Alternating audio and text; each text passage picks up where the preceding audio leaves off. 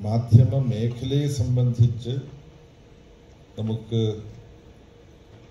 അതിൻ്റെ സാമൂഹ്യ പ്രസക്തിയെക്കുറിച്ച് നമുക്ക് പൊതുവിൽ എല്ലാവർക്കും നാം പങ്കുവെക്കുന്ന ഒരു കാഴ്ചപ്പാടുണ്ട്.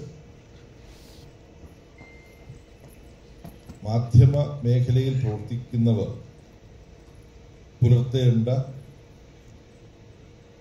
നൈതികമായ സമീപനങ്ങൾ. അപ്പോൾ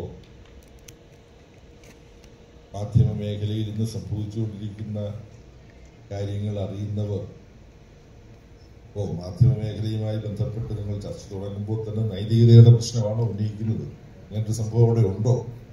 അതിൻ്റെ എന്തെങ്കിലും അംശങ്ങൾ അവിടെ കാണാനുണ്ടോ എന്നൊക്കെയുള്ളൊരു സംശയം സാധാരണഗതിയിൽ ഉണ്ടാവാം എന്ന് എനിക്ക് തോന്നുന്നു. കാരണം അത്ര വലിയൊരു ജീർണതയും തകർച്ചയും മാധ്യമ മേഖലയെ ഇന്ന് ലോകമെമ്പാടും ബാധിച്ചിട്ടുണ്ട് എന്ന വലിയ അഭിപ്രായക്കാരനാണ്. ഇത് പറയുമ്പോൾ ഞാൻ ഉടനെ കൂട്ടിച്ചേർക്കും. സമൂഹത്തിന് മാധ്യമം എത്രമാത്രം പ്രധാനമാണോ അതുപോലെ പ്രധാനപ്പെട്ട ഒരു മേഖലയാണ് രാഷ്ട്രീയ വ്യവഹാരം. രാഷ്ട്രത്തെയും മനുഷ്യനെയും സംബന്ധിച്ച കാര്യങ്ങൾ കൈകാര്യം ചെയ്യുന്ന രാഷ്ട്രീയ മണ്ഡലം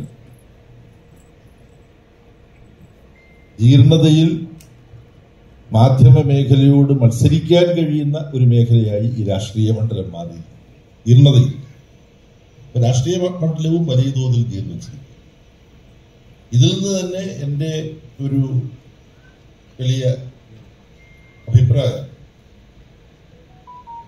നാം ജീവിക്കുന്ന ലോകത്തിന്റെ ഒരു വലിയ ദുരവസ്ഥയുടെ ഭാഗമാണ് ഈ വ്യത്യസ്ത മേഖലകളിൽ സംഭവിച്ചുകൊണ്ടിരിക്കുന്ന ജീർണത.